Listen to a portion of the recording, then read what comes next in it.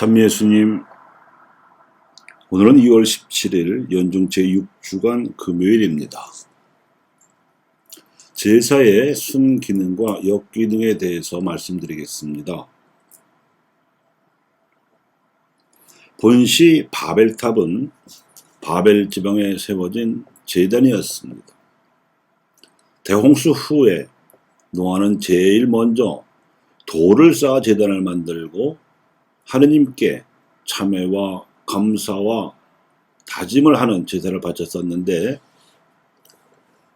그 후손들도 노아의 예를 따라서 제단을 쌓아 하느님께 제사를 바치게 되었던 것이고, 단지 시나르 지방에 자리 잡았던 이들은 돌 대신 벽돌의 역청을 발라 탑을 쌓았을 뿐입니다. 그러다 보니 아주 높이 쌓을 수 있었습니다. 그러다 보니 힘센 장사였던 노아의 3대손 니므롯이 왕국을 세우고 나서 다른 마음을 먹었습니다.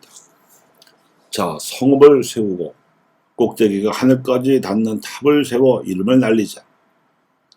그렇게 해서 우리가 온 땅으로 흩어지지 않게 하자.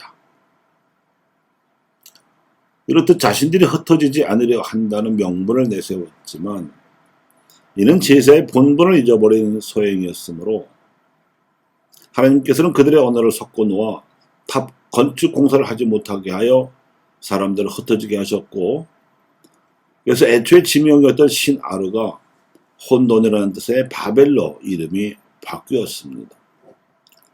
오늘날 바벨은 하나님께 제사 바치기를 거부하고 자신의 이름을 날리려던 교만의 상징이 되었으며, 그로 인해 의사소통이 막히고 사람들이 흩어지는 분열의 대명사가 되고 말았습니다. 이렇게 해서 사람들의 말이 제각기 달라지고 또 언어대로 제각기 흩어진 이래로 다시 사람들의 말이 통하고 모이게 된 계기는 성령께서 강림하신 때였습니다. 부활하신 예수님께서 승천하신 후 열흘째 되던 오순절 날, 사도들은 성모 마리아 주위에 모여 신자들과 함께 기도하고 있었습니다. 그런데 갑자기 하늘에서 거센 바람이 불어닥쳐 온 집안을 가득 채우고 불꽃 모양의 혀가 나타나 갈라지면서 집안에 있던 각 사람 위에 내려 앉았습니다.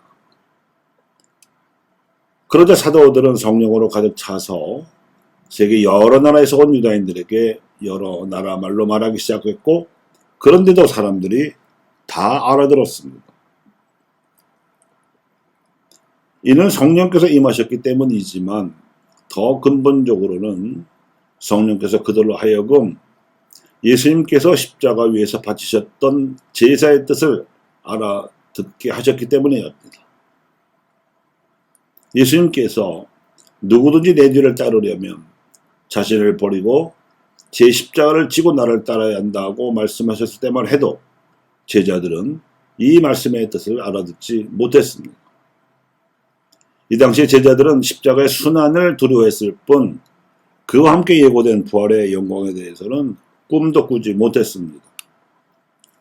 성령을 받고 나서야 십자가에 숨겨진 은총의 부활임을 깨달은 사도들은 예수님께서 가르치셨던 바를 자신들도 신자들에게 가르치기도 하고 큰 능력을 보여주기도 했습니다. 이들의 모습에서 부활하신 예수님을 본 초대교회 신자들도 성찬례를 중심으로 모이며 가진 것을 공동의 소유로 내어놓아 가난아이들의 궁핍함을 덜어주었습니다. 유다인들의 고발과 로마인들의 박해 속에서도 이런 공동체를 곳곳에 세웠습니다. 그리스어를 쓰는 이들이건 라틴어를 쓰는 이들이건 아람어를 쓰는 이들이건 언어에 상관없이 십자가에 숨겨진 은총의 부활임을 깨달은 이들이 진리로 소통하고 그 결과로 일치하게 된 기적이었습니다. 그 기적적 일치 현상의 근원을 살펴 올라가면 예수님께서 십자가 순환으로 하나님께 받으신 제사가 있습니다. 이 제사를 제자들도 받지 한다고 예수님께서는 스승으로서 제자들에게 3번이나 당부하셨던 것이었습니다. 제사의 순기능은 이러한 희생과 헌신으로서 사람들로 하여금 세상의 죄악에서 벗어나 일치하게 하는 데 있습니다.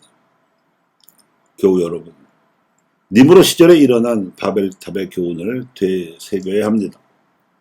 제단이어야 할 탑에서 자신들의 이름을 날리고자 하면 언어가 달라져서 흩어져야 했지만 오순절에는 사도들의 말을 모든 언어를 쓰는 사람들이 알아들을 수 있었습니다. 그러므로 하나님께 바쳐드린 제사를 사람들을 일치시키기 위한 희생과 헌신의 지향으로 바쳐드리면 모든 사람이 다 알아들을 수 있고 또 일치할 수 있습니다. 하나님과의 통곡을 바탕으로 사람들 사이의 의사소통을 원활히 함으로써 이룩하는 일치, 이것이야말로 예수님께서 보여주셨던 제사의 본래적인 순기능입니다. 오늘날 예수님의 십자가상 제사를 재현하는 미사는 전 세계에서 각 민족의 언어로 봉헌되고 있습니다만 다른 나라나 지방 출신 신자들이 그 미사에 참여한다고 해도 미사의 순수한 내용은 세계 어디서나 똑같기 때문에 다 알아들을 수 있습니다. 오순절 현상의 재현이라 할 것입니다. 더욱 중요한 것은 십자가의 진리를 중심으로 한 신앙의 가르침은 어느 언어로 번역되거나 통역되더라도 신앙인들은 그 뜻을 다 알아듣는다는 것입니다.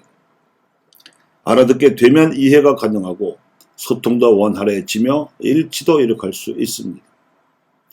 사랑의 문명에 대한 진리에 있어서는 더욱더 그렇습니다. 앞으로의 선교와 복음화 활동은 인종이나 민족, 나라나 지역을 가리지 않고 사랑의 문명을 목표로 함으로써 이루어져야 하고 그렇게 된다면 더 이상 언어와 문화의 차이는 물론이려니와 종교적 신념이 다르다고 해서 갈등이 유발되고 분열되는 일은 없어질 것입니다.